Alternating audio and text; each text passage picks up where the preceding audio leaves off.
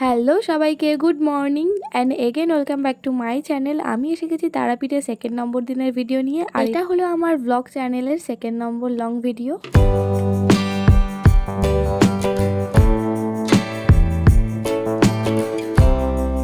সকাল সকাল তো আমরা সপরিবারে এসে গেছি চা খাওয়ার জন্য। দাদা বলছিল এই দোকানে চাটা নাকি খুব ভালো খেতে। তারপর আমরা সবাই মিলে হাঁটতে হাঁটতে গুটি গুটি পায়ে চলে গেলাম মন্দিরের দিকে।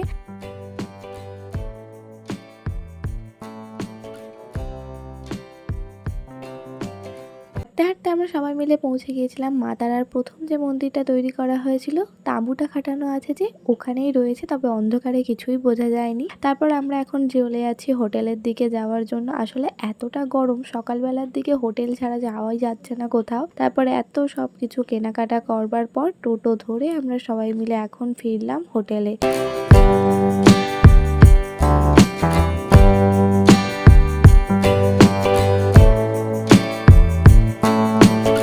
এসে পেট পুজো করবার জন্য বসে গেছি। সকাল সকাল খেয়েছিলাম ডোসা, যেটা আমি খেতে খুব পছন্দ করি। আমি সাউথ ইন্ডিয়ান ডিশ যে কোনো কিছুই খুব ভালো খাই। তারপর দুপুরের দিকে খেয়েছিলাম আইসক্রিম। সবাই মিলে দুপুরে খাওয়া দাওয়া শেষ করে রেডি সেডি হয়ে এখন আবার টোটো করে বেরিয়ে গেছি সাইট সিন ঘোরবার জন্য।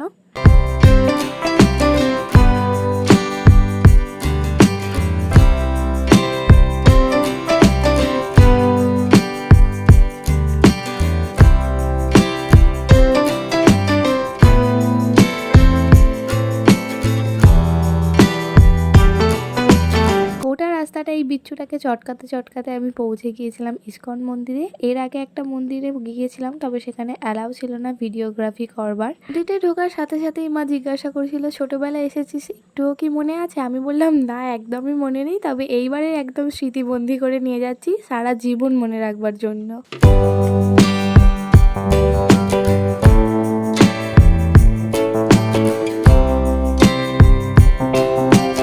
হোটেল থেকে সাইট সিন করতে বেরোলাম। বৃষ্টি পড়ছিল, ভাবলাম ওয়েদারটা হয়তো ঠান্ডা হয়েছে, কিন্তু একদমই না। পাখা বার করে সেই হাওয়া খেতেই হলো। পর এখন টোটো করে চলে গিয়েছিলাম নিতাই বাড়ি দর্শন করবার জন্য, তবে সেখানে ক্যামেরা অ্যালাউ ছিল না, তাই বাইরে থেকেই তোমাদেরকে দেখালাম। আর তারপর খেয়েছিলাম মোষের দুধের লস্যি, যেটা নর্মাল লস্যি থেকে একদমই আলাদা খেতে। সব শেষে ঘুরতে গিয়েছিলাম টোটো করে একটা সেবাশ্রমে, তবে বাইরে থেকেই তোমাদেরকে দেখালাম, ভিতরে ক্যামেরা অ্যালাউ ছিল না। তারপরেই ঘটে যায় একটা সুন্দর ঘটনা। ছাতার ব্যাগটা আমার কাছেই ছিল, সেটা হাত থেকে কখন টোটো থেকে গলে পড়ে গেছে আমি সেটা বুঝতেও পারিনি। অর্ধেক রাস্তা চলে আসার পর আবার যাই আমরা সেই সেবাশ্রমে, তবে গোটা রাস্তাতে কোথাও আমরা ব্যাগটা আর দেখতে পাইনি। অনেক দুঃখে আমরা চলে গিয়েছিলাম মন্দিরে। ভগবান হয়তো এটাই বলছিল, তোরা সবকিছু ভুলে আমার কাছে আয়, তোরা আমার আরতিটা দেখ। সেই জন্যই হয়তো ব্যাগটা হারিয়েছে আর আমরা দুঃখে সবাই মিলে চলে গিয়েছিলাম মন্দিরে। আর আসল ঘটনাটা হচ্ছে, মন্দিরে যাওয়ার রাতের দিকে কোনো রকম প্ল্যানিং ছিল না। আমরা দুঃখে যদি না মন্দিরে যেতাম এই সমস্ত কিছু দেখতেই পেতাম না। মন হালকা করে হোটেলে ফিরে রাতের ডিনারটা সারলাম। আজকের ভিডিওটা এইটুকুই রাখলাম, দেখা হচ্ছে কাল।